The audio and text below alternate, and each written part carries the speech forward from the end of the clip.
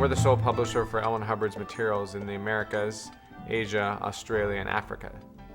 So in order to produce all his materials, we actually decided and undertook a project in 2006 to bring all manufacturing in-house. The first equipment we had just one Xerox DocuPrint 1050 and then also one color press, and we had a little small, it was about 4,000 square feet shop which we just started out in. In 2009 we moved to a new facility which we're in now, and that is now a 276,000 square foot facility which houses all of our corporate headquarters as well as our manufacturing facility, which expanded 3 times since 2006, and then all of our delivery and fulfillment as well. We've moved up to where we now have 8 Xerox DocuPrint 1050s. We have 2 Xerox iGen 3 presses for our color covers, and 2 Xerox Nuvera presses for some smaller black and white text. Well, normally when you hear about digital printing, you think of what they call print on demand, which is not really what Bridge Publications is. A normal print-on-demand printer, their average run length might literally be 1 or 2 titles only. We've actually taken all production internally, so we'll do a small run of a title, let's say in a Norwegian language, maybe at a couple hundred, up to 20,000 run of English books such as Dianetics. So we actually take the digital printing and produce any run length for the same quality, same price, over and over again, no matter what we need to do. There was a couple different quality issues which we had to solve before we started printing high-quality digital books.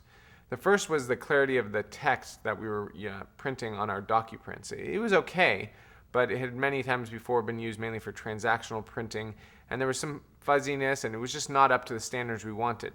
So we worked with Xerox for a while, and they actually sent out one of their top DocuPrint technicians who spent about a week with us doing a lot of testing on the machines, and he actually made a very simple modification at the end to the lasers that write on the drum, and it gave the exact text that we wanted that was very clear. We've even shown it to some people now, and they say it's more readable and they like it better than offset printing. So we were very happy with that. That actually allowed us to start printing these hardcover books, and I'm told now that when Xerox sells a DocuPrint machine to another book publisher, that's a standard modification they make to those machines now. Another point that was important to us was the paper that we were printing on, and that is a key element in any manufacturing is your raw materials. When we originally started, we were printing with what would be considered an offset paper, but it was a very nice paper. It had a nice lay flat. We liked the look and feel of it, but it was not running well through our digital presses, the Xerox DocuPrint 1050s.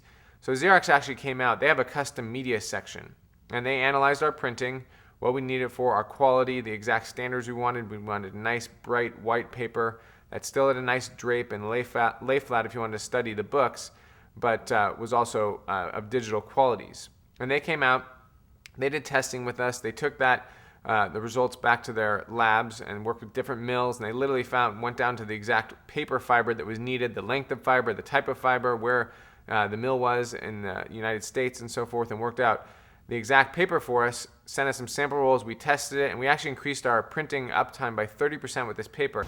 One of the reasons why we chose the Xerox iGen 3 press is due to the sheet size. It actually has the largest digital sheet size in the industry.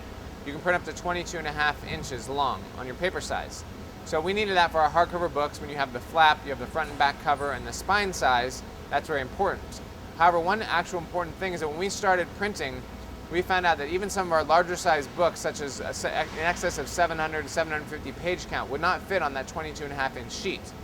So we had a problem. We actually worked with Xerox, their engineering, and we worked out a modification to the paper infeed tray that allowed us to go up to 23 inches on our sheet.